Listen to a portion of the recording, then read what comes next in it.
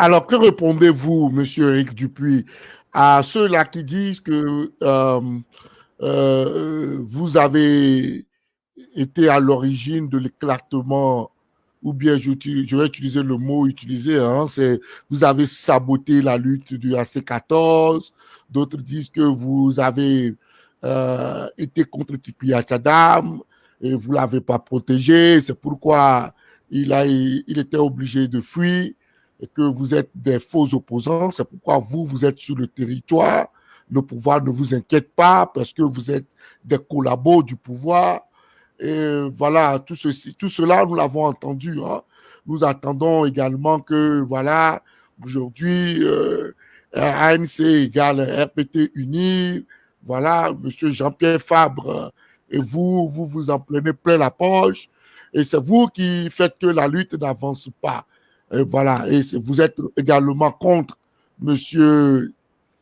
Le docteur Agboume Kodjo-Messan, que vous avez refusé de soutenir, voilà, en apportant les preuves, ou bien en demandant à la population de se mettre dans les rues pour lui apporter le secours nécessaire. Voilà, tout ça là, j'ai essayé de faire le résumé de tous les ramassis, tout ce qui se dit.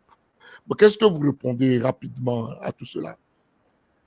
Vous savez, j'appelle ça de la politique à la petite semaine.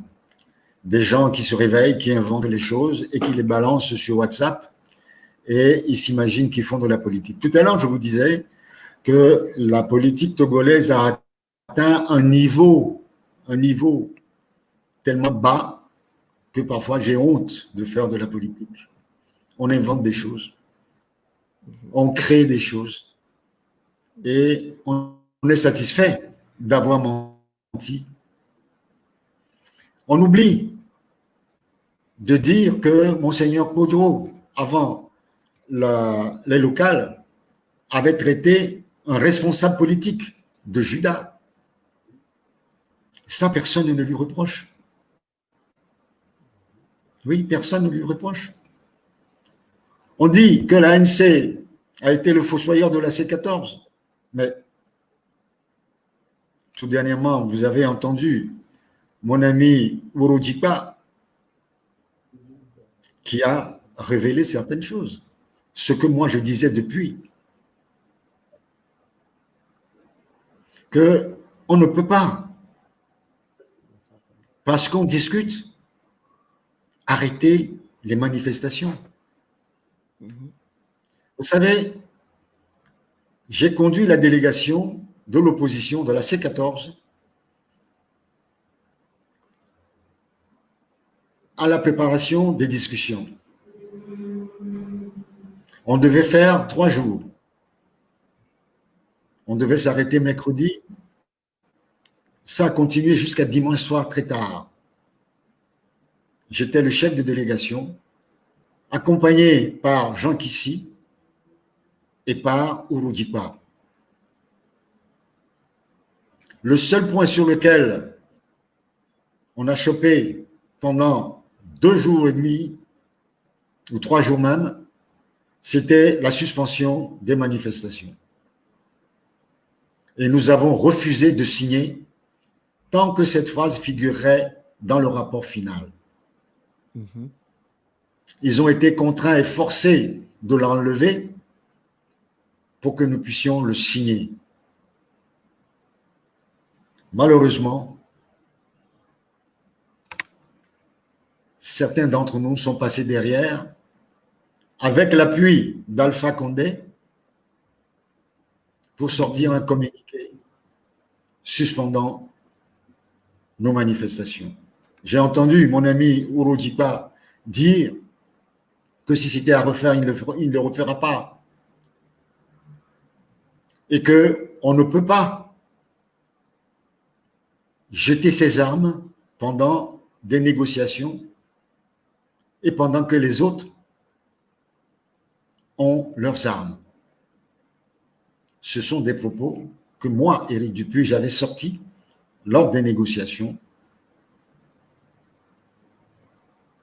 à la délégation ghanéenne qui nous demandait de suspendre. Je dis non, vous ne pouvez pas nous demander de jeter les armes. La seule arme que nous ayons, ce sont nos populations, pendant que les autres ne concèdent rien, n'acceptent rien.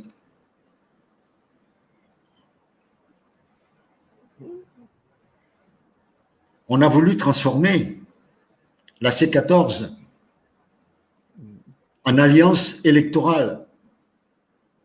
Et nous avions dit non, ce n'était pas l'objectif. Nous nous sommes réunis sur une base claire, écrit noir sur blanc, obtenir les réformes institutionnelles, constitutionnelles et électorales, ce qui avait été transformé en retour à la Constitution de 92. Nous nous sommes battus pour cela.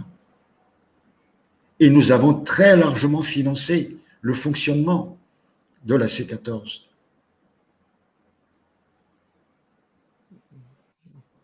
Nous avons beaucoup donné à la C14.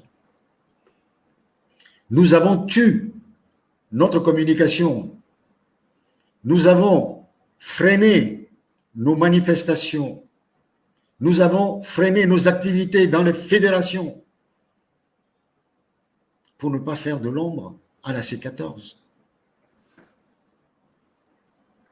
Ensemble, nous avons décidé de ne pas aller aux législatives.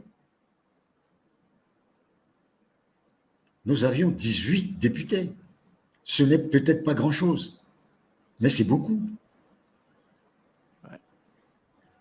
Et nous avons sacrifié tout cela juste pour trahir la C14. Quel est le bon sens qui pourra croire en cela? Quel est le bon sens qui pourra comprendre cela?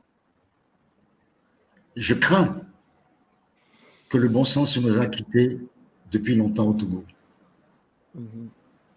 Le bon sens nous a quittés parce que on a du mal à le croire que quelqu'un qui a 18 députés, qui peut espérer en avoir plus.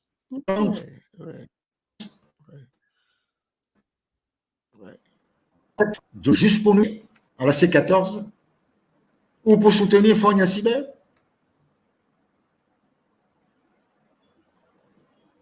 Vous appelez ça de l'intelligence? Je n'ose le qualifier. Je n'ose le qualifier. Tout ce qui a été fait, vous me demandez pourquoi nous n'avons pas soutenu le candidat de Monseigneur Kodjo. Mais vous nous insultez, vous nous traînez dans la boue. Vous vous félicitez de nous avoir tués définitivement. Et vous nous dites de venir vous soutenir. Monseigneur Kodjo a dit publiquement qu'ils ont de l'argent, ils sont nombreux.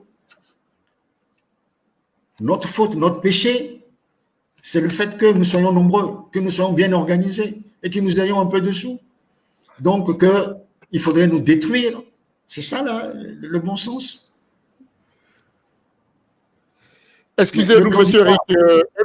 Un instant, monsieur Eric. Une seconde. Ce même candidat qui attend qu'on le soutienne disait il n'y a pas longtemps qu'il a pris les 30% des voix de Jean-Pierre Fabre. C'était ça son objectif. Vous êtes fiers d'avoir pris notre électorat, il ne nous reste plus rien, et vous voulez qu'on aille vous soutenir encore? Quel est le bon sens dans ce raisonnement? C'est une question que je pose. Merci.